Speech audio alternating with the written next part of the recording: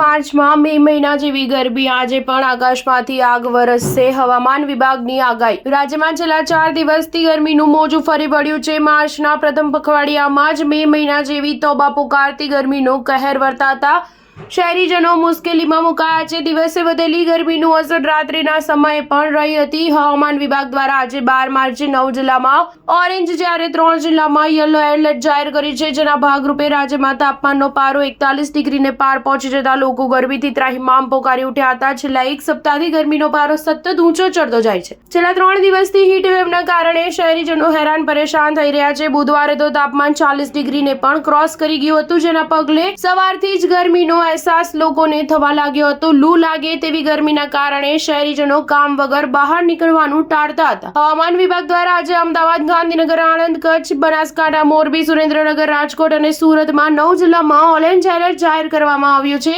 જ્યારે પોરબંદર, ભાવનગર અને સાબરકાંઠામાં યલો એલર્ટ જાહેર કરવામાં આવ્યું છે. ત્યારે 12 માર્ચ 2025ના રોજ રાજ્યના 4 જિલ્લામાં હીટવેવની ચેતવણીને ઓરેન્જ એલર્ટ જાહેર કરવામાં આવ્યું છે. જેમાં બનાસકાંઠા, રાજકોટ, કચ્છ અને સુરેન્દ્રનગર જિલ્લામાં હીટવેવની આગાહી છે. એમએસીના હીટ એક્શન પ્લાનને લઈને અમદાવાદ મ્યુનિસિપલ સ્કૂલ બોર્ડે ઉનાળુ વેકેશન સુધી શાળાના સમયમાં ફેરફાર કર્યો છે. શિક્ષણ બોર્ડે સવાર પાળીનો સમય 7 થી 12 અને બપોર પાળીનો સમય 12 થી 5 સુધીનો કર્યો છે. નોંધનીય છે કે 5 મે થી ઉનાળુ વેકેશન શરૂ થવાનું છે. ત્યારે ઉનાળુ વેકેશન શરૂ ન થાય ત્યાં સુધી તમામ શાળાઓએ સવાર પાળી અને બપોર પાળી માટે આ જ સમયનું પાલન કરવાનું રહેશે. સ્ટાર ન્યૂઝ 7 હંમેશા સચ્ચાઈની સાથે.